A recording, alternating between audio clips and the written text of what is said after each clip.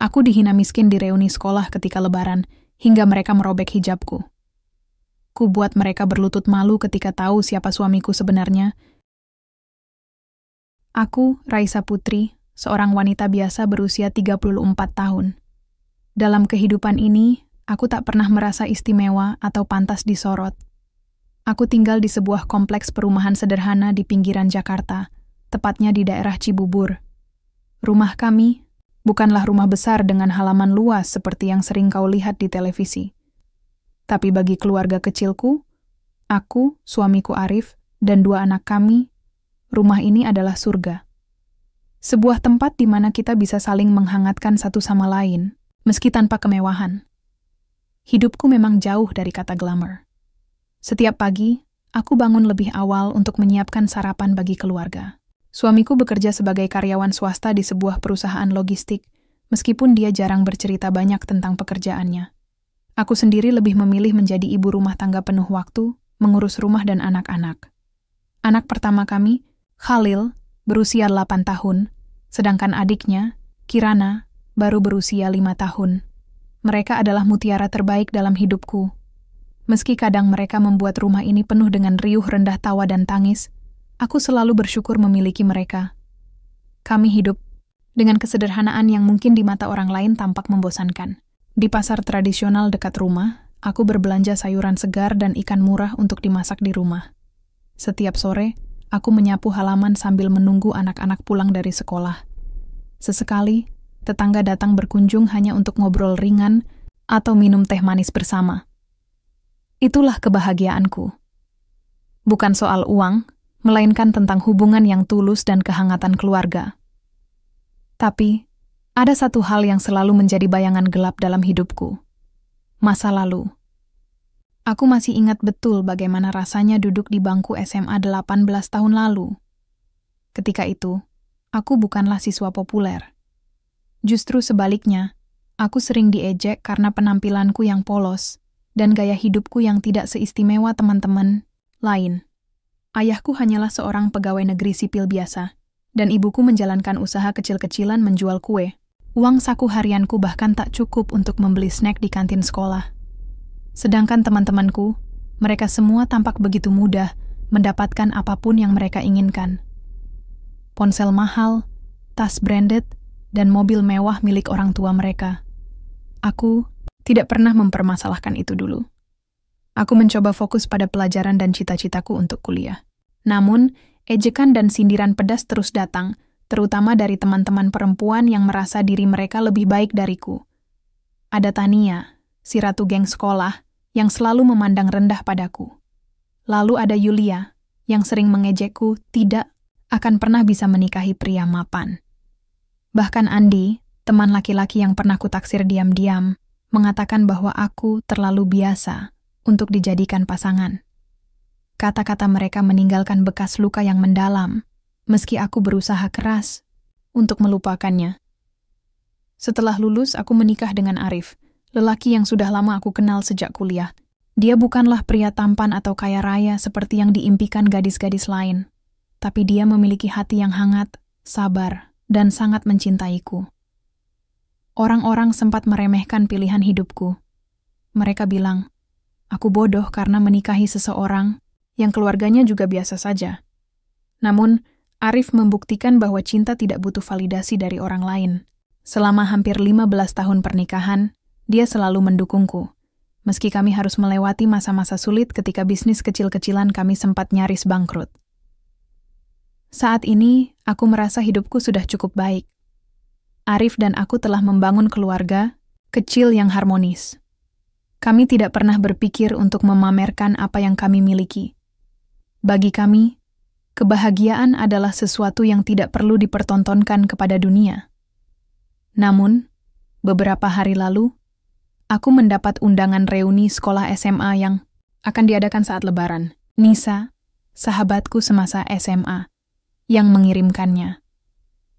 Ia bilang acara ini akan diadakan di restoran mewah di pusat kota. Awalnya, aku ragu untuk hadir. Kenapa? Karena aku takut kenangan buruk itu akan muncul kembali. Aku tidak ingin bertemu dengan orang-orang yang pernah membuatku merasa kecil. Tapi Nisa terus memaksa. Katanya, aku harus datang karena ini adalah kesempatan untuk mengenang masa-masa indah kita dulu. Aku tertawa miris. Masa indah? Bagiku, SMA adalah fase paling menyakitkan dalam hidup. Akhirnya, aku memutuskan untuk datang. Bukan karena aku ingin bertemu mereka, tapi karena aku ingin membuktikan pada diriku sendiri bahwa aku sudah bukan gadis kecil yang mudah direndahkan lagi. Aku sudah dewasa, dan aku layak mendapatkan penghargaan atas apa yang telah aku capai dalam hidup ini, meski pencapaian itu tidak terlihat secara material. Malam sebelum acara, aku memilih baju batik sederhana yang sudah lama tersimpan di lemari, dipadukan dengan hijab polos berwarna abu-abu. Tak ada aksesori berlebihan, aku hanya ingin menjadi diriku sendiri. Beberapa minggu kemudian, aku dan Arif memutuskan untuk merayakan ulang tahun pernikahan kami dengan makan malam sederhana di rumah. Kami tidak pergi ke restoran mewah atau mengundang banyak tamu. Cukup kami berempat, aku, Arif, Khalil, dan Kirana, duduk di meja makan sambil menikmati masakan sederhana yang aku buat sendiri. Khalil dan Kirana tertawa riang, saling bercanda dan bermain-main. Aku dan Arif hanya duduk diam, menikmati momen-momen kecil yang begitu berharga ini. Di tengah tawa anak-anak, aku merasa hatiku dipenuhi oleh rasa syukur yang tak terhingga. Setelah makan malam, aku duduk di sofa ruang tamu, memandangi foto-foto lama yang tersimpan di album keluarga. Ada foto pernikahanku dengan Arif, foto Khalil ketika ia masih bayi, dan foto Kirana saat pertama kali belajar berjalan. Setiap lembar album itu adalah kenangan yang membuatku tersenyum. Arif duduk di sampingku, lalu bertanya, "Kenapa kamu senyum-senyum sendiri?"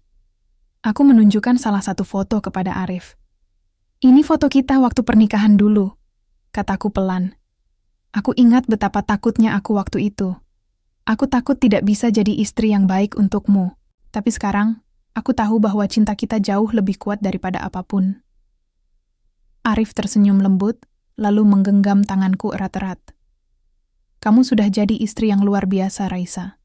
Kamu nggak perlu meragukan itu." Aku merasa mataku berkaca-kaca mendengar kata-kata itu. Betapa beruntungnya aku memiliki suami seperti Arif. Seseorang yang tidak hanya mencintaiku, tapi juga membuatku merasa lebih kuat daripada yang aku bayangkan. Dulu, aku sering merasa rendah diri karena tidak memiliki materi atau status sosial yang orang lain anggap penting. Sekarang, aku tahu bahwa cinta sejati tidak diukur dari materi. Cinta sejati adalah ketika seseorang menerima kita apa adanya, mendukung kita saat kita jatuh, dan membuat kita merasa lebih kuat daripada yang kita pikirkan. Esok harinya, aku bangun pagi-pagi seperti biasa. Aku membersihkan rumah, menyiapkan sarapan untuk keluarga, dan menjalani rutinitas sederhana yang membuatku bahagia. Aku tidak lagi memikirkan mantan teman-temanku atau apa yang mereka lakukan. Aku hanya ingin fokus pada kehidupanku, keluargaku, dan kebahagiaan yang telah aku bangun bersama Arif dan anak-anak. Di tengah hari yang cerah itu, aku duduk di teras rumah, menikmati secangkir teh hangat sambil memandangi langit biru yang luas. Aku merasa sangat bersyukur atas semua yang aku miliki. Meskipun hidupku sederhana, aku tahu bahwa aku lebih kaya daripada banyak orang. Kaya akan cinta, keluarga, dan kebahagiaan. Arif datang dan duduk di sampingku, menggenggam tanganku erat-erat. "Kamu baik-baik saja?" Tanyanya pelan, suaranya penuh kehangatan. Aku mengangguk, lalu tersenyum padanya.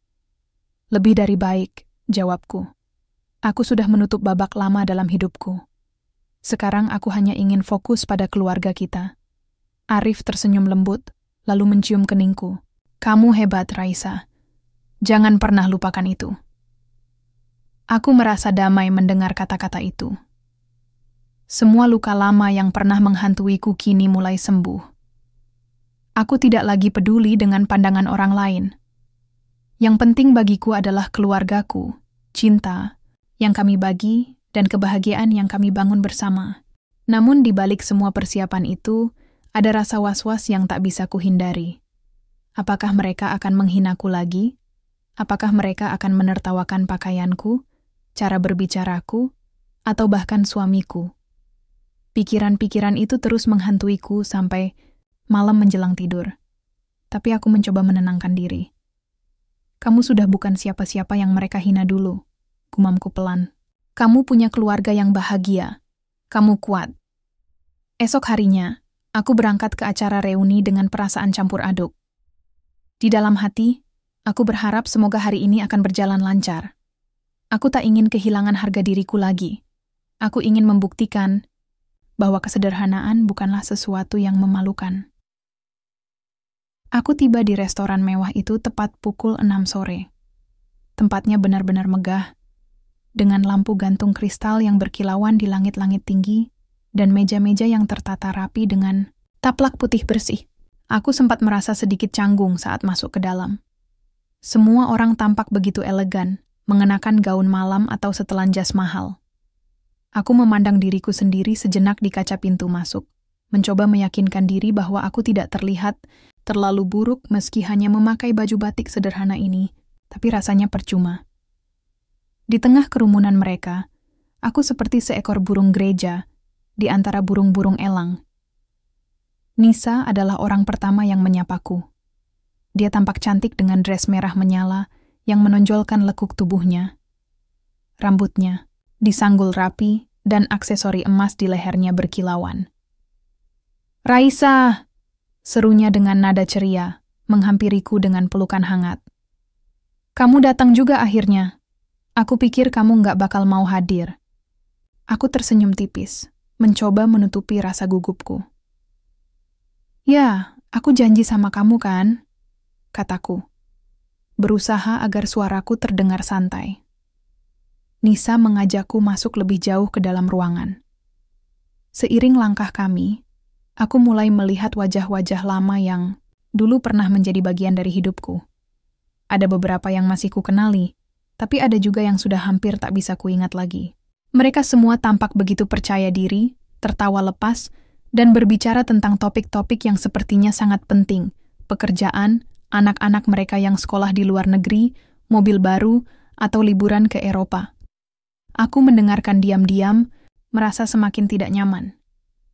"Kita cari tempat duduk yuk," ajak Nisa, menunjuk meja bundar di sudut ruangan. Aku mengangguk, mengikuti langkahnya. Namun, ketika aku duduk, aku langsung merasakan tatapan-tatapan dingin dari beberapa teman lama yang duduk di meja lain. Tania, si ratu geng sekolah dulu, duduk di salah satu meja bersama Yulia dan Andi. Mata mereka menyapuku dari ujung kepala sampai ujung kaki, seolah-olah sedang menilai sesuatu yang tidak layak. Beberapa menit kemudian, Tania bangkit dari kursinya dan berjalan ke arah meja kami dengan senyum sinis di wajahnya. Hatiku langsung berdegup kencang. Aku tahu apa yang akan terjadi.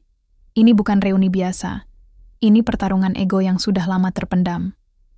"Halo, Raisa," sapanya dengan nada manis palsu. "Wah, lama nggak ketemu. Kamu tetap sama ya? Sederhana banget penampilannya." Aku hanya tersenyum kaku, mencoba mengabaikan sindirannya. "Ya, aku masih seperti dulu," jawabku singkat, berusaha menjaga sikap tenang. Tania tertawa kecil, lalu duduk di kursi kosong di sebelahku. Matanya menyapu bajuku sekilas, sebelum dia berkomentar lagi. "Kok nggak pakai baju baru? Atau mungkin kamu nggak sempat beli?" Aku menahan napas, berusaha keras untuk tidak bereaksi. "Aku cuma memilih apa yang nyaman dipakai," balasku pelan. Yulia, yang sepertinya mendengar percakapan kami, ikut nimbrung. Iya. Raisa tuh kayaknya nggak pernah berubah deh. Masih sederhana banget. Apa suamimu nggak kasih uang belanja cukup?" katanya sambil tertawa. Aku meremas rok batikku di bawah meja, berusaha menahan amarah yang mulai membara. Namun, aku tahu, aku tidak boleh bereaksi berlebihan. Aku harus tetap tenang. Lalu, Andi yang dulu pernah kutaksir diam-diam, ikut bergabung dalam percakapan. Dia duduk di sisi lain meja, dengan wajah sombong yang sama seperti dulu. "Raisa, kamu masih ingat waktu SMA? Kamu selalu pakai baju yang, gimana ya, murahan gitu?" katanya sambil tersenyum sinis. "Kayaknya sampai sekarang pun hidupmu masih gitu-gitu aja, ya?" Kalimat itu seperti tusukan panah yang langsung menghantam hatiku. Aku merasa darahku mendidih, tapi aku tetap diam. Hinaan-hinaan. Ini bukan hal baru bagiku. Dulu mereka sering melakukannya tanpa rasa bersalah. Dan sekarang, setelah bertahun-tahun berlalu, mereka masih belum berubah. Namun, yang paling menyakitkan adalah ketika Tania tiba-tiba meraih ujung hijabku dan menariknya dengan kasar. Aku terkejut. Refleks menepis tangannya. Tapi sudah terlambat. Hijab polosku robek, meninggalkan bekas sobekan besar di bagian samping. Semua orang di meja itu tertawa terbahak-bahak, seolah-olah apa yang dilakukan Tania adalah hal lucu. "Maaf ya," katanya sambil tertawa. "Tadi nggak sengaja. Tapi hijab, kayak gitu pasti murah kan? Beli lagi aja." Aku menundukkan kepala, berusaha menahan air mata yang mulai menggenang di mataku. Aku tidak ingin mereka melihat betapa terluka aku. Di tengah tawa mereka yang riuh, aku merasa seperti kembali ke masa lalu saat aku masih menjadi gadis kecil yang mudah direndahkan. Momen-momen ini adalah luka lama yang belum sepenuhnya sembuh, dan mereka baru saja membuka kembali lukaku. Nisa, yang duduk di sampingku, tampak cemas. Dia mencoba menenangkan suasana dengan berkata, "Udah guys, jangan gitu dong sama Raisa." Tapi Tania hanya tertawa lagi. "Santai aja Nisa, kan cuma bercanda." Mendengar kata-kata itu, aku akhirnya berdiri dari kursiku. Aku tidak bisa tinggal lebih lama lagi. Aku merasa harga diriku hancur berkeping-keping. Tanpa berkata apa-apa, aku mengambil tas jinjingku dan berjalan keluar dari restoran. Langkahku cepat, hampir berlari, karena aku tidak ingin mereka melihatku menangis. Di luar, udara malam terasa dingin menusuk kulit. Aku berdiri di trotoar, menatap jalanan yang ramai dengan kendaraan yang berlalu lalang. Air mataku akhirnya jatuh, mengalir deras di pipiku. Aku merasa malu pada diriku sendiri. Kenapa aku tidak bisa melawan mereka? Kenapa aku masih membiarkan mereka menghinaku seperti ini? Tapi di tengah tangisku, ada satu dorongan kuat yang muncul di dalam hatiku. Aku tidak bisa membiarkan mereka seenaknya mempermalukanku seperti ini. Aku bukan gadis kecil yang lemah lagi. Aku sudah dewasa. Aku punya suami yang mencintaiku. Punya anak-anak yang membuatku bangga. Aku layak mendapatkan penghormatan. Aku mengeluarkan ponsel dari tas dan menghubungi Arif. Setelah beberapa detik, dia mengangkat telepon. Suaranya terdengar tenang seperti biasa. "Sayang, ada apa?" tanyanya. "Arif," kataku dengan suara bergetar. "Aku butuh kamu, sekarang." Di restoran tempat reuni ini, dia terdiam sejenak, lalu bertanya, "Ada masalah?" Aku menarik napas dalam-dalam, mencoba menenangkan diri. "Iya, aku dihina habis-habisan di sini. Mereka bahkan merobek hijabku. Aku ingin kamu datang." Arif langsung menjawab dengan nada tegas. "Baik, aku segera ke sana." Setelah menutup telepon, aku kembali masuk ke dalam restoran. Aku tahu, aku tidak bisa lari dari situasi ini. Aku harus menghadapinya. Dan kali ini, aku tidak akan sendirian. Setelah menutup telepon dengan Arif, aku kembali masuk ke dalam restoran. Langkahku terasa lebih berat kali ini. Bukan karena takut, tapi karena kemarahan yang mulai membara di dalam hatiku. Aku tidak tahu pasti apa yang akan terjadi setelah kedatangan Arif, tapi satu hal yang jelas. Aku ingin mereka merasakan malu seperti yang pernah mereka buatku rasakan. Ketika aku duduk kembali di kursiku, teman-temanku, atau lebih tepatnya mantan, teman-temanku, masih sibuk tertawa dan mengobrol seolah-olah insiden tadi hanya sebuah lelucon ringan. Tania masih menyeringai, Yulia sesekali melemparkan tatapan sinis ke arahku, dan Andi tampak santai sambil minum jus mahal dari gelas kristal. Mereka tidak tahu bahwa dalam beberapa menit lagi, semua ini akan berubah drastis. Aku mencoba menenangkan diri dengan menundukkan kepala, menatap meja di depanku, dan memainkan ujung hijab yang sobek itu. Pikiranku melayang pada masa-masa SMA, dulu, ketika hinaan-hinaan seperti ini menjadi rutinitas yang menghancurkanku. Dulu, aku selalu diam karena aku merasa tidak punya kekuatan untuk melawan. Tapi sekarang, aku sudah bukan gadis kecil yang lemah lagi. Aku punya suami yang mendukungku. anak-anak yang bangga padaku, dan harga diriku sendiri yang harus kupegang teguh. Namun, ada bagian dari diriku yang tetap ragu. Apakah benar-benar bijak untuk melibatkan Arif dalam masalah ini? Apakah aku sedang melakukan hal yang benar atau hanya ingin balas dendam semata? Pertanyaan-pertanyaan itu terus bergulir di pikiranku, membuatku merasa bimbang. "Raisa, kamu kenapa sih?" tanya Nisa pelan, menyadari bahwa aku tampak cemas. Dia adalah satu-satunya orang di ruangan ini yang sepertinya benar-benar peduli padaku. "Mau pulang aja?" Aku menggeleng pelan. "Enggak," jawabku dengan nada tegas meski mataku masih berkaca-kaca. "Aku nggak mau lari dari situasi ini." Nisa menatapku dengan ekspresi bingung. "Maksud kamu?" Sebelum aku sempat menjelaskan, pintu utama restoran terbuka lebar. Suara derap langkah kaki yang terdengar keras membuat semua orang menoleh. Aku melihat Arif berjalan masuk, ditemani 3 pria berpakaian seragam formal, ajudannya. Dia tampak begitu tampan dan penuh wibawa, meski dia tidak mengenakan setelan jas yang biasa dipakai oleh para pria di acara ini. Dia hanya mengenakan kemeja putih lengan panjang yang rapi dipadukan dengan celana hitam polos. Namun, aura kepercayaan dirinya lebih dari cukup untuk menarik perhatian semua orang. Tapi yang benar-benar membuat suasana berubah adalah mobil yang baru saja ia parkir di depan restoran. Toyota Alphard hitam yang mengkilap. Semua mata langsung tertuju padanya, termasuk mata mantan teman-temanku yang sebelumnya hanya melihatku sebagai wanita biasa tanpa nilai apapun. Mulut Tania terbuka lebar, matanya membelalak tak percaya. Yulia dan Andi saling bertukar pandang, seolah-olah mereka baru saja melihat sesuatu yang mustahil. Arif melangkah dengan tenang menuju mejaku. Wajahnya datar, tapi ada kilatan tajam di matanya yang membuatku tahu bahwa dia marah. Ketika dia sampai di sampingku, dia menarik kursi kosong dan duduk tanpa meminta izin kepada siapapun. Ajudannya tetap berdiri di belakangnya, postur tubuh mereka tegak dan waspada. Semua orang di meja kami terdiam. Bahkan Tania, yang biasanya sangat cerewet, hanya bisa menatap Arif dengan mulut ternganga. Tak ada satupun dari mereka yang berani bersuara.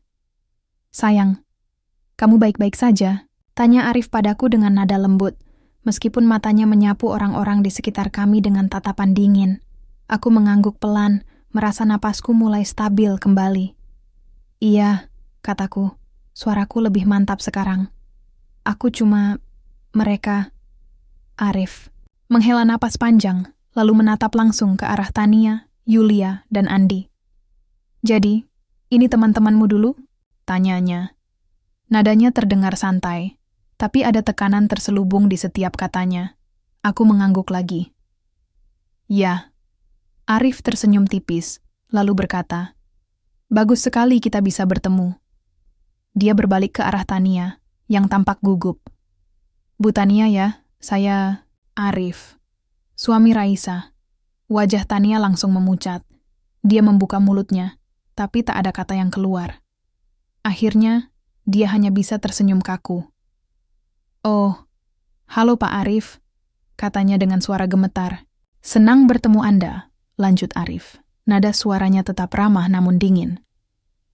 "Saya dengar Anda dan teman-teman lainnya sedang bersenang-senang malam ini. Maaf jika saya mengganggu acara reuni ini." Yulia dan Andi saling memandang, wajah mereka pucat pasi. Mereka tidak tahu harus berkata apa. Suasana di meja kami begitu tegang, seolah-olah waktu berhenti berdetak. Setelah beberapa detik yang terasa seperti jam, Arif akhirnya berbicara lagi. "Sebenarnya, saya juga punya bisnis di bidang ini," katanya. Gesturnya santai tapi penuh otoritas. Restoran ini salah satunya. Semua orang di meja langsung terkejut. Mata mereka membelalak, dan beberapa bahkan menoleh ke manajer restoran yang berdiri di dekat pintu. Manajer itu mengangguk pelan, memberikan konfirmasi bahwa Arif benar-benar pemilik tempat ini. Aku sendiri tidak bisa menahan senyum kecil di sudut bibirku. Meskipun aku sudah tahu tentang kesuksesan Arif, momen ini tetap terasa sangat memuaskan. Melihat wajah-wajah mereka yang penuh kebingungan dan rasa malu adalah balasan terbaik yang bisa kudapatkan. Arif kemudian menatapku dengan lembut. "Sayang, maaf kalau aku datang terlambat. Tapi aku nggak mau kamu merasa sendirian. Air mataku kembali menggenang, tapi kali ini karena rasa syukur dan kebanggaan. Aku menggenggam tangannya erat-erat. Terima kasih, kataku pelan, hampir berbisik di sekitar kami. Mantan teman-temanku mulai berusaha merayu. Tania mencoba tersenyum manis. Yulia mulai meminta maaf, dan Andi tampak seperti ingin menghilang. Tapi aku tahu, ini belum selesai. Masih ada sesuatu yang harus kulakukan untuk menutup babak ini dengan sempurna. Aku duduk di samping Arif, merasakan kehadirannya yang begitu kuat dan menenangkan. Meskipun dia tampak santai, ada sesuatu dalam postur tubuh dan tatapannya yang membuat semua orang di meja ini merasa tegang. Mantan teman-temanku, yang tadi begitu sombong dan kasar, kini seperti tikus-tikus terjebak di sudut. Mereka saling berpandangan dengan wajah pucat, berusaha mencari cara untuk mengubah situasi yang kini sepenuhnya berada di luar kendali mereka. Tania, yang biasanya paling banyak bicara, hanya bisa duduk diam dengan mata berkaca-kaca. Dia mencoba tersenyum. Tapi senyum itu terlihat dipaksakan, seolah-olah dia sedang memohon belas kasihan. Pak Arif, ya? Katanya dengan suara gemetar. Saya nggak tahu kalau Raisa punya suami yang, hebat begini. Arif hanya mengangguk, pelan, tidak memberikan komentar apapun. Tatapan dinginnya masih tertuju pada Tania, membuatnya semakin gugup. Aku hampir ingin tertawa melihat betapa paniknya dia. Dulu Tania adalah sosok yang selalu percaya diri, selalu merendahkan orang lain tanpa rasa bersalah. Namun sekarang, dia terlihat seperti anak kecil yang ketahuan mencuri permen. Yulia mencoba menyelamatkan situasi dengan berbicara lebih dulu. Iya, kami juga nggak nyangka kalau Raisa menikah dengan pengusaha besar seperti Bapak, katanya dengan nada manis palsu. Kami cuma bercanda tadi kok, nggak ada maksud apa-apa. Bercanda? Ulang Arif dengan nada datar, namun ada tekanan di setiap kata yang membuat suasana semakin tegang. Dia menatap Yulia lurus-lurus, membuatnya bergeser tidak nyaman di kursinya. Jadi, menurut Ibu Yulia, merobek hijab istri saya itu termasuk candaan? Yulia langsung membeku, wajahnya memerah karena malu. Dia tidak bisa menjawab, hanya menundukkan kepala sambil menggigit bibirnya. Andi, yang biasanya sok jagoan, kini duduk diam tanpa suara. Matanya tertuju pada gelas di depannya, seolah-olah dia berharap bisa lenyap dari situasi ini. Nisa, yang duduk di sisi lain meja, tampak cemas melihat suasana yang semakin memanas. Dia mencoba mencairkan suasana dengan berkata, "Ya sudah, Pak. Arif, mungkin kita bisa lanjut makan aja. Kan acara reuni ini buat nostalgia, bukan buat ribut-ribut." Arif menoleh ke arah Nisa, lalu tersenyum tipis. "Bu Nisa benar. Ini acara reuni, jadi mari kita nikmati saja." Namun, ada nada samar dalam suaranya yang membuatku tahu bahwa ini belum selesai. Meskipun dia tidak langsung marah atau memarahi mantan teman-temanku, aku yakin dia punya rencana lain. Setelah beberapa saat, Arif berdiri dari kursinya. Semua mata langsung tertuju padanya. Dia menatap satu persatu mantan teman-temanku sebelum akhirnya berkata, "Saya harap ini bisa menjadi pelajaran bagi kalian semua. Kesederhanaan bukanlah hal yang memalukan, dan harga diri seseorang tidak diukur dari materi." Mereka semua mengangguk cepat, takut untuk berkomentar apapun. Setelah itu, Arif mengulurkan tangannya padaku. "Sayang, kita pulang." Aku mengangguk, merasa lega sekaligus puas. Aku berdiri dari kursiku, lalu mengikuti langkahnya menuju pintu keluar. Ajudan-ajudannya tetap mengikuti di belakang kami, membuat semua orang di restoran terus memperhatikan kami hingga kami meninggalkan tempat itu. Di dalam mobil, aku menatap Arif dengan perasaan campur aduk. "Terima kasih," kataku pelan, suaraku penuh rasa syukur. Aku nggak tahu harus bilang apa lagi. Arif tersenyum lembut, lalu mengelus tanganku. "Aku tahu kamu nggak butuh balas dendam, sayang. Tapi kadang-kadang, orang-orang seperti mereka perlu diberi pelajaran agar sadar bahwa mereka tidak lebih baik dari orang lain." Aku mengangguk, merasa lega karena Arif memahami perasaanku. Meskipun demikian, ada satu bagian dari diriku yang masih merasa belum cukup. Aku ingin mereka benar-benar merasakan malu atas apa yang telah mereka lakukan padaku. Aku ingin mereka tahu bahwa ejekan dan perlakuan buruk mereka tidak akan pernah dilupakan begitu saja. Ada satu hal lagi yang bisa kita lakukan, kataku pelan, suaraku penuh tekad. Aku ingin mereka merasakan dampak dari perbuatan mereka. Arif menatapku dengan ekspresi penasaran. Apa yang kamu pikirkan? Aku tersenyum tipis, lalu menjelaskan rencanaku. Restoran ini kan milikmu, kan? Kita bisa membuat mereka merasakan konsekuensi dari tindakan mereka. Arif tertawa kecil, lalu mengangguk. Oke, aku ikut. Tapi ingat, kita lakukan ini dengan cara yang elegan. Setelah meninggalkan restoran, aku duduk di samping Arif di dalam mobil dengan perasaan yang sulit. Dijelaskan. Ada kelegaan karena akhirnya mereka tahu siapa aku sebenarnya. Bahwa aku bukan wanita miskin yang bisa mereka hina begitu saja. Tapi ada juga rasa puas yang mendalam ketika melihat wajah-wajah mereka yang penuh kepanikan saat menyadari bahwa Arif adalah suamiku, pemilik restoran tempat reuni itu berlangsung. Namun, meski semuanya terasa memuaskan, aku tidak ingin berhenti sampai di situ. Aku masih ingat bagaimana rasanya ketika mereka merobek hijabku, tertawa tanpa rasa bersalah, dan menyindir kesederhanaanku seperti aku tidak layak dihormati. Mereka harus merasakan konsekuensi dari tindakan mereka, setidaknya untuk membuat mereka sadar bahwa harga diri seseorang tidak bisa direndahkan hanya karena penampilan atau materi. Aku sudah bicara dengan manajer restoran, kata Arif tiba-tiba, membuyarkan lamunanku. Dia menoleh padaku dengan senyum tipis di bibirnya. Aku minta dia memberikan diskon besar-besaran kepada semua tamu lain malam ini. Tapi, tidak untuk mantan teman-temanmu. Aku langsung tersenyum lebar, merasa puas dengan ide itu. Jadi, mereka harus membayar penuh? Tanyaku, nada suaraku penuh. Antusias Arif mengangguk, lalu berkata, ya, dan percayalah tagihannya akan cukup mahal. Restoran ini memang terkenal dengan harga yang lumayan tinggi. Aku tertawa pelan, merasa balasan ini sangat pantas untuk mereka. Bagus sekali, kataku, suaraku penuh tekad. Mereka harus belajar bahwa hidup ini bukan cuma tentang uang, tapi juga tentang cara kita memperlakukan orang lain. Arif mengangguk lagi, lalu menepuk tanganku lembut. Tapi ingat, sayang, kita lakukan ini bukan untuk balas dendam. Kita hanya memberi mereka pelajaran agar mereka lebih bijak ke depannya. Aku mengerti maksudnya. Meskipun aku ingin mereka merasakan sedikit rasa malu dan ketidaknyamanan, aku tidak ingin menjadi seperti mereka. Seseorang yang merendahkan orang lain hanya untuk membalas dendam.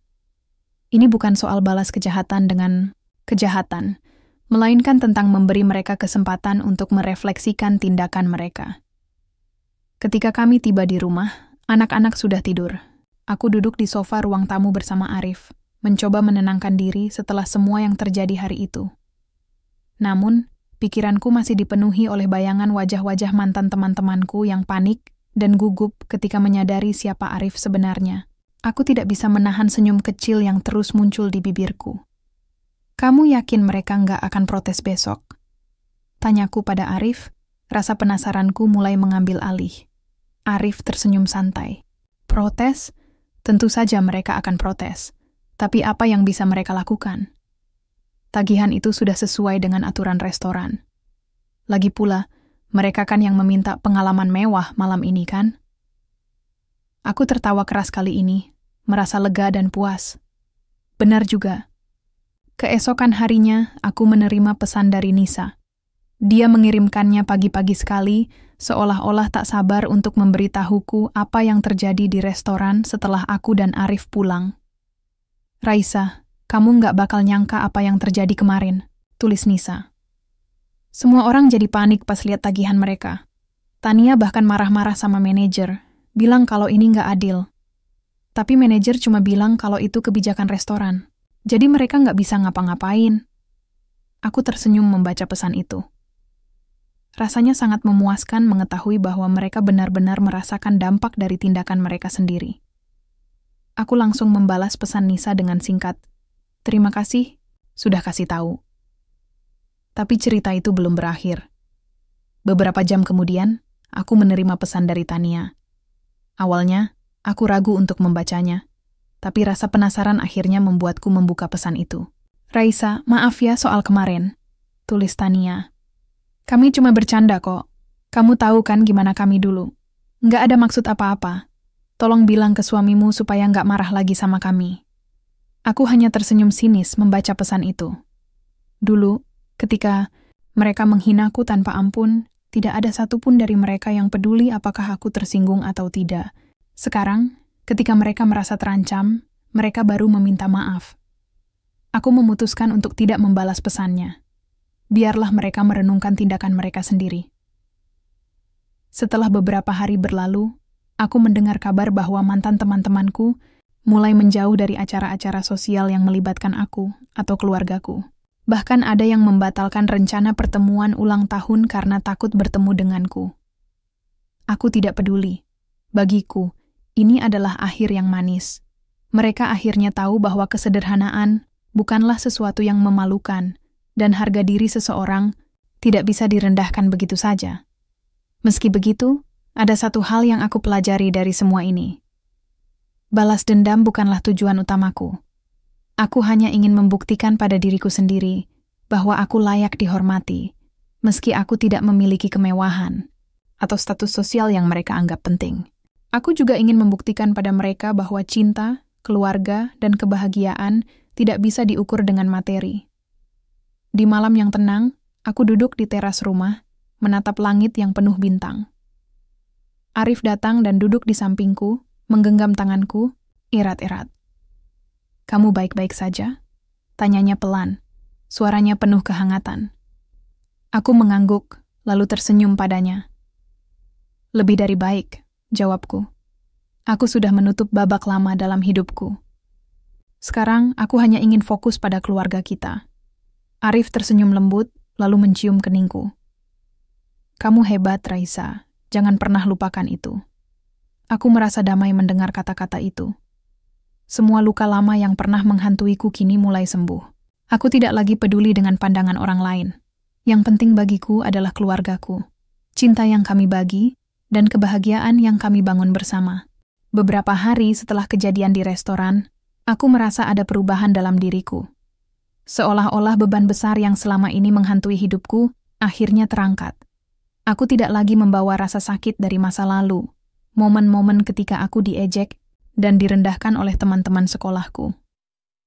Semua itu kini terasa seperti kenangan buruk yang sudah selesai. Aku tidak ingin memikirkannya lagi. Namun, bukan berarti aku melupakan pelajaran yang telah aku dapatkan. Kejadian di reuni itu adalah pengingat bahwa dunia ini penuh dengan orang-orang yang seringkali hanya peduli pada apa yang tampak di permukaan. Mereka menilai seseorang berdasarkan penampilan, status sosial, atau jumlah uang yang dimiliki. Tapi aku juga belajar bahwa balas dendam tidak harus dilakukan dengan cara kasar.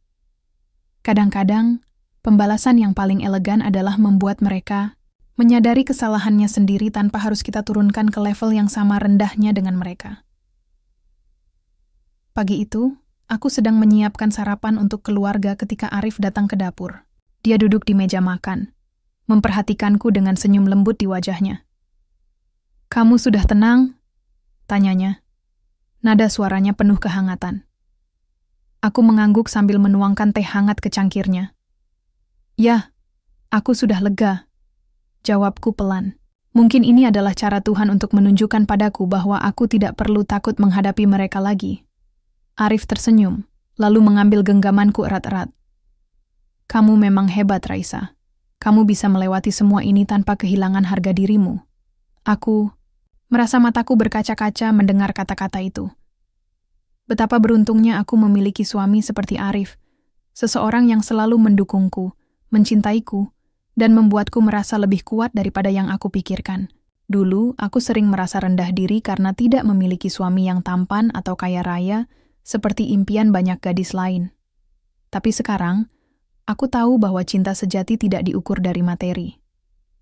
Arif adalah bukti nyata bahwa cinta yang tulus jauh lebih berharga daripada harta benda. Setelah sarapan, aku memutuskan untuk membersihkan rumah. Ketika aku sedang menyapu halaman depan, Nisa tiba-tiba datang berkunjung. Dia tampak sedikit cemas, tapi juga membawa kabar baru. "Raisa, kamu nggak bakal nyangka apa yang terjadi kemarin," katanya dengan suara bersemangat. Aku tertawa kecil, lalu menawarkan kursi di teras untuknya. "Coba ceritakan," kataku, penasaran dengan apa yang akan dia katakan. Nisa duduk, lalu menjelaskan. "Jadi, setelah kamu dan suamimu pulang malam itu, suasana di restoran jadi sangat tegang. Teman-temanmu langsung panik saat tagihan dibagikan. Tania bahkan sampai menangis karena ternyata total tagihan mereka mencapai angka yang sangat besar. Mereka protes ke manajer, tapi manajer bilang kalau itu sudah sesuai aturan restoran. Akhirnya, mereka harus bayar semuanya." Aku tidak bisa menahan tawa mendengarnya. Ini adalah momen yang sangat memuaskan bagiku. Mereka yang biasanya sombong dan merendahkan orang lain, akhirnya merasakan ketidakberdayaan. Mereka yang begitu mudah menghina orang lain, akhirnya harus menghadapi konsekuensi atas tindakan mereka. "Tapi itu belum selesai," lanjut Nisa.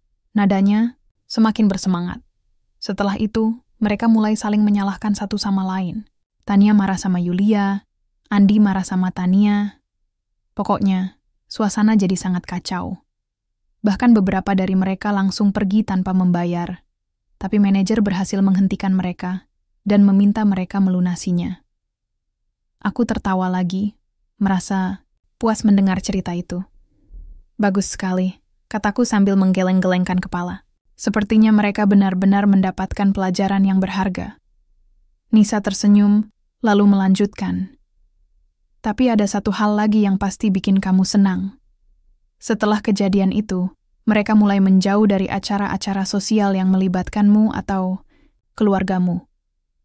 Bahkan ada yang membatalkan rencana pertemuan ulang tahun karena takut bertemu denganmu." Aku tersenyum lembut, meski dalam hati aku merasa sedikit kasihan pada mereka. Bukan karena aku ingin mereka menderita, tapi karena aku tahu mereka hanya takut menghadapi kenyataan bahwa mereka salah. Mereka tidak siap untuk menghadapi fakta bahwa aku bukan orang yang mereka remehkan dulu. Aku bukan gadis kecil yang lemah lagi.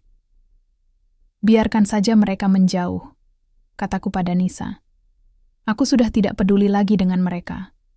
Yang penting bagiku sekarang adalah keluargaku." Nisa mengangguk, lalu tersenyum padaku. "Aku bangga sama kamu, Raisa. Kamu sudah berubah jadi wanita yang sangat kuat." Aku merasa hangat mendengar pujian itu. Meskipun aku masih merasa seperti diriku yang dulu, wanita sederhana yang tinggal di rumah biasa dengan keluarga kecil yang bahagia, aku tahu bahwa ada sesuatu yang telah berubah dalam diriku. Aku tidak lagi takut menghadapi tantangan atau orang-orang yang mencoba merendahkanku. Aku tahu bahwa aku layak dihormati, meski aku tidak memiliki kemewahan atau status sosial yang mereka anggap penting. Beberapa minggu kemudian, aku menerima pesan dari Tania lagi. Kali ini pesannya lebih panjang dan penuh permohonan maaf. "Raisa, aku benar-benar minta maaf soal apa yang terjadi waktu reuni itu," tulisnya. "Kami cuma bercanda, tapi kami nggak sadar kalau itu menyakitkan buat kamu. Tolong maafkan kami. Kami nggak akan ngulangin lagi." Aku membaca pesan itu dengan tenang, tanpa rasa marah atau dendam. Aku memutuskan untuk membalasnya dengan singkat. "Tania, maaf bukan soal kata-kata. Maaf adalah tentang perubahan sikap. Jadi, jika kalian benar-benar menyesal, tunjukkan itu dengan cara kalian memperlakukan orang lain ke depannya."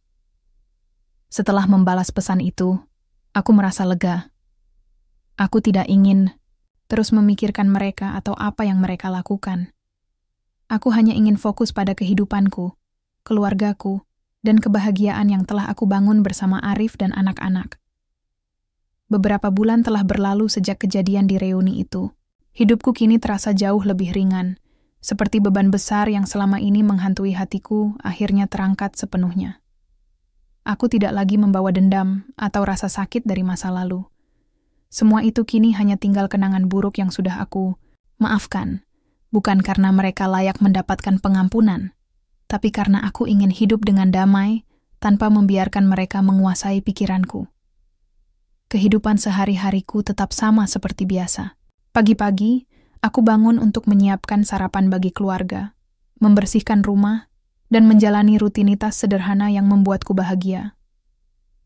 Arif masih bekerja keras sebagai pengusaha sukses. Meskipun dia jarang bercerita banyak tentang pekerjaannya. Anak-anakku, Khalil dan Kirana, tumbuh semakin besar dan cerdas. Mereka adalah sumber kebahagiaan terbesarku, dan melihat senyum mereka setiap hari adalah hadiah yang tak ternilai harganya. Namun, ada satu hal yang berbeda dalam diriku sekarang.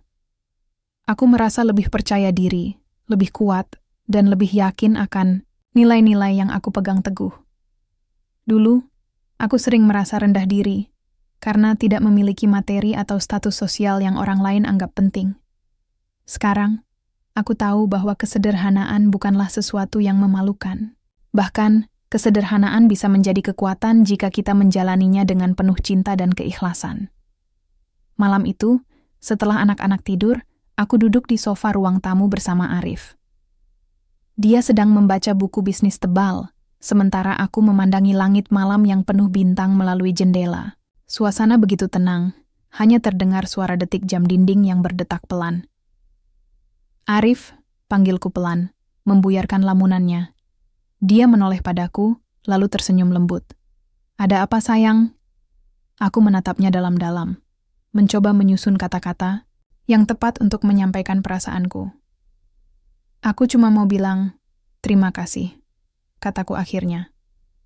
Terima kasih sudah selalu ada untukku. Terima kasih sudah mendukungku, dan terima kasih sudah membuatku merasa lebih kuat. Arif meletakkan bukunya di meja, lalu menggenggam tanganku erat-erat. Kamu nggak perlu berterima kasih, Raisa.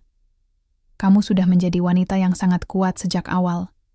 Aku hanya membantu sedikit, agar kamu bisa melihat betapa istimewanya dirimu. Aku merasa mataku berkaca-kaca mendengar kata-kata itu. Betapa beruntungnya aku memiliki suami seperti Arif. Seseorang yang tidak hanya mencintaiku, tapi juga membuatku merasa lebih baik daripada yang aku pikirkan tentang diriku sendiri. Dulu, aku sering merasa tidak cukup baik, tidak cukup cantik, atau tidak cukup berharga. Tapi sekarang, aku tahu bahwa cinta sejati tidak diukur dari materi. Cinta sejati adalah ketika seseorang menerima kita apa adanya, mendukung kita saat kita jatuh, dan membuat kita merasa lebih kuat daripada yang kita bayangkan. Setelah beberapa saat, Arif bertanya, "Kamu sudah lega sekarang? Sudah tidak ada lagi beban dari masa lalu?" Aku mengangguk pelan, lalu tersenyum padanya. Ya, aku sudah lega. Kejadian di reuni itu adalah akhir dari babak lama dalam hidupku. Sekarang, aku hanya ingin fokus pada keluarga kita dan kebahagiaan yang kita bangun bersama. Arif tersenyum lembut, lalu mencium keningku. Itu bagus sekali. Karena kamu pantas bahagia, Raisa. Jangan biarkan siapapun membuatmu merasa kurang dari itu. Esok harinya, aku menerima pesan dari Nisa. Dia mengirimkannya pagi-pagi sekali, seolah-olah tak sabar untuk memberitahuku kabar baru. Raisa, kamu nggak bakal nyangka apa yang terjadi, tulis Nisa. Tania dan teman-teman yang lain mulai memposting di media sosial tentang pelajaran hidup yang berharga dan cara memperlakukan orang lain dengan hormat. Kayaknya mereka benar-benar belajar dari kejadian waktu reuni itu.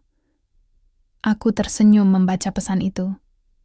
Meskipun aku tidak lagi peduli dengan apa yang mereka lakukan, rasanya memuaskan mengetahui bahwa mereka akhirnya sadar bahwa harga diri seseorang tidak bisa direndahkan begitu saja. Namun, aku tidak membalas pesan itu. Biarlah mereka merefleksikan tindakan mereka sendiri dan berubah menjadi pribadi yang lebih baik. Setelah beberapa minggu berlalu, aku merasa semakin damai dengan keputusan yang telah aku ambil. Aku tidak lagi memikirkan mantan teman-temanku atau apa yang mereka lakukan. Aku hanya ingin fokus pada kehidupanku, keluargaku, dan kebahagiaan yang telah aku bangun bersama Arif dan anak-anak. Suatu sore, aku duduk di teras rumah, menikmati secangkir teh hangat sambil memandangi halaman depan yang dipenuhi bunga-bunga. Aku merasa sangat bersyukur atas semua yang aku miliki. Meskipun hidupku sederhana, aku tahu bahwa aku lebih kaya daripada banyak orang. kaya akan cinta, keluarga, dan kebahagiaan. Arif datang dan duduk di sampingku, menggenggam tanganku erat-erat. "Kamu baik-baik saja?" Tanyanya pelan, suaranya penuh kehangatan. Aku mengangguk, lalu tersenyum padanya. "Lebih dari baik," jawabku. "Aku sudah menutup babak lama dalam hidupku. Sekarang aku hanya ingin fokus pada keluarga kita." Arif tersenyum lembut, lalu mencium keningku. "Kamu hebat, Raisa. Jangan pernah lupakan itu." Aku merasa damai mendengar kata-kata itu. Semua luka lama yang pernah menghantuiku kini mulai sembuh. Aku tidak lagi peduli dengan pandangan orang lain. Yang penting bagiku adalah keluargaku, cinta yang kami bagi, dan kebahagiaan yang kami bangun bersama. Beberapa bulan setelah kejadian di reuni sekolah, hidupku terasa seperti babak baru yang penuh kedamaian. Semua luka lama telah sembuh, dan aku tidak lagi merasa perlu membawa beban dari masa lalu. Aku memutuskan untuk benar-benar melupakan mantan teman-temanku. Mereka yang dulu begitu mudah merendahkanku tanpa rasa bersalah. Aku tahu bahwa mereka mungkin sudah belajar dari kesalahan mereka, tapi itu bukan urusanku lagi. Yang penting, bagiku sekarang adalah menjalani hidup dengan bahagia, damai, dan tanpa dendam. Liburan keluarga kami ke Bali menjadi salah satu momen terindah dalam hidupku. Arif, Khalil, Kirana, dan aku menghabiskan waktu bersama di pantai yang indah, menikmati matahari terbenam dan suara ombak yang menenangkan. Anak-anak bermain pasir sementara aku dan Arif duduk di bawah payung besar, menikmati secangkir kopi hangat. Saat-saat seperti inilah yang membuatku merasa sangat bersyukur atas segala hal yang aku miliki. Namun, ada satu hal yang masih menyentuh pikiranku, meski hanya sekilas. Beberapa hari setelah liburan itu, Nisa mengirimiku pesan singkat. Dia bilang bahwa mantan teman-temanku sering membicarakanku di grup WhatsApp mereka. Katanya, mereka iri karena aku menikahi pengusaha sukses dan hidup bahagia tanpa masalah. Aku tertawa kecil saat membaca pesan itu. Betapa lucunya mereka masih berpikir bahwa kebahagiaanku diukur dari materi atau status sosial. Aku tidak membalas pesan Nisa. Aku hanya tersenyum dan menyimpan ponselku. Bagiku, kebahagiaan bukanlah sesuatu yang bisa dipamerkan atau diukur dengan materi. Kebahagiaan sejati adalah tentang cinta, keluarga, dan hubungan yang tulus. Itulah yang membuatku merasa kaya, meskipun hidupku tetap sederhana. Suatu sore, aku duduk di teras rumah, memandangi halaman depan yang dipenuhi bunga-bunga. Angin lembut berhembus, membawa aroma harum dari tanaman-tanaman yang tumbuh di pekarangan. Aku merasa sangat tenang dan damai, seolah-olah semua masalah di dunia ini tidak ada artinya dibandingkan dengan kebahagiaan yang aku rasakan saat ini. Arif datang dan duduk di sampingku, menggenggam tanganku erat-erat. "Kamu sedang mikir apa?" Tanyanya pelan, suaranya penuh kehangatan. Aku tersenyum padanya, lalu menjawab, "Aku cuman mikir, betapa beruntungnya aku memiliki keluarga seperti kita. Meskipun hidup kita sederhana, aku merasa lebih bahagia daripada banyak orang." Arif tersenyum, lembut lalu mencium pipiku. "Itu karena kamu tahu cara mensyukuri setiap hal kecil dalam hidup. Kamu nggak pernah membandingkan dirimu dengan orang lain, dan itulah yang membuatmu istimewa." Aku mengangguk, merasa lega mendengar kata-kata itu. Betapa benarnya Arif. Selama ini, aku selalu berusaha untuk tidak membandingkan diriku dengan orang lain. Aku tahu bahwa setiap orang memiliki jalannya sendiri-sendiri, dan kebahagiaan tidak bisa diukur dengan materi atau status sosial.